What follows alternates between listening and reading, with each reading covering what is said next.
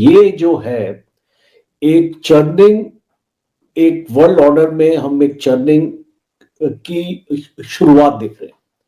And this is because of the policies of president Trump. वो अपने allies को भी डिस्कार्ड कर रहे हैं। ठीक हुआ है और एज अ सुपर पावर क्या अमेरिका को ये करना चाहिए था, और आगे फ्यूचर क्या है? देखिए, ये तो जो इंटरनेशनल लॉ है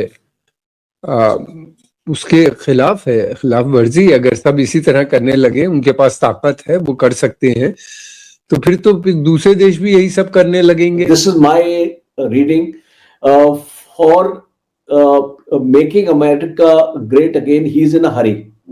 वो बहुत जल्दी बहुत कुछ हासिल करना चाहते हैं। और मेरी ये एक रीडिंग है जो मैं मिलिट्री हिस्ट्री में भी पढ़ता हूँ, जियोपॉलिटिक्स में भी पढ़ता हूँ, कि हमने बोल दिया कि यार हम तुम्हारे नौकर नहीं है, अगर तुम दुनिया का एक पिलर हो, हम भी एक पिलर बन चुके हैं। और सेकेंडली मोदी जी की टीम ने एक बात और बोली जो समझने वाली है, ट्रंप अनप्रेडिक्टेबल है।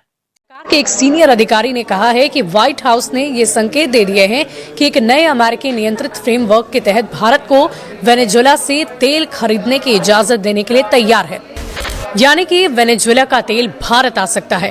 हालांकि ये सब अमेरिकी नियंत्रण के तहत होगा। वेनेजुएला सीधा तेल नहीं बेच सकता है। हालांकि व्हाइट हाउस से मिले संकेतों के बाद अमेरिकी प्रतिबंधों के कारण जमे हुए व्यापार के आंशिक रूप से फिर से शुरू होने की संभावना और अधिक बढ़ गई है। एक दिन वो बोलते हैं मैं 100% टैरिफ लगाने वाला हूं, अगले दिन बोलते हैं Modi is a very good friend of mine. यानी कि आपकी जो इकोनॉमी है वो उसके मूड के ऊपर डिपेंड करती है। ये बिजनेस नहीं है, ये दादागिरी है। तो हमने बोल दिया अब हम स्टेबिलिटी को चूज करेंगे बजाय कि इस ईगो के या क्योस। जो इंडिया और फ्रांस, अगर आप 1998 से देखें, अगर आप इनकी इस रिलेशनशिप को एनालाइज करें तो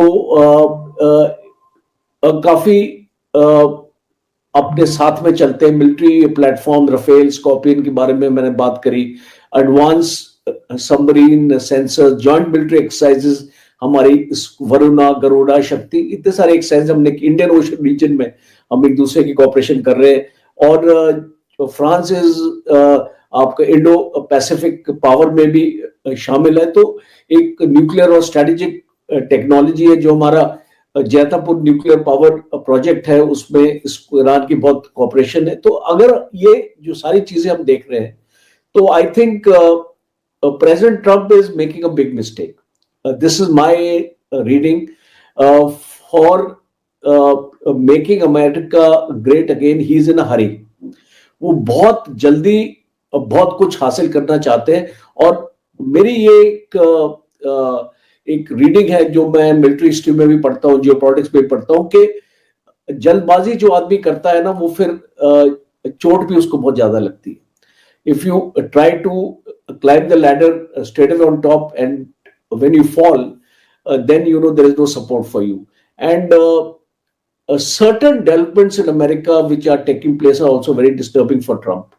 और प्राइमरी इलेक्शंस अभी होने वाले हैं। दूसरा, अभी जो सीनेट में वोटिंग हुई है वो ट्रम्प के अगेंस्ट गई है, जिसमें सीनेट ने ट्रम्प को बता दिया है that you will not launch any military offensive against any country without the approval of the senate. तो ये भी एक इसको बहुत इंटरेस्टिंग डेवलपमेंट है। और दूसरा, ये जो इंटरनेशनल सोलर अलायंस है, इसके बारे में मैं यहाँ पे जिक्र करना चाहता हूँ, बिकॉज ये एक आपको डायरेक्शन दे रहा है कि why America is getting out of it. Because fossil fuel, जैसे ये तेल का जो अभी चला है, फॉसिल फ्यूल की जो डोमिनेंस है अमेरिका अपने रखना चाहता है, और वो पूरे वर्ल्ड के सप्लाई चेन्स को कंट्रोल करना चाहता है, एक इसको वेपनाइज करना चाहता है। और अगर वो सोलर अलायंस की तरफ जाता है, then he will not be able to do this weaponization and this kind of a thing. So from a diplomatic point of view, I think you need to carry your team with you. हम जब management में भी हम ये अपने बच्चों को भी पढ़ाते हैं, और जो एक नॉर्मल बेसिक चीज पढ़ाते हैं, you have to carry your team with you, and NATO is a team as far as the US is concerned.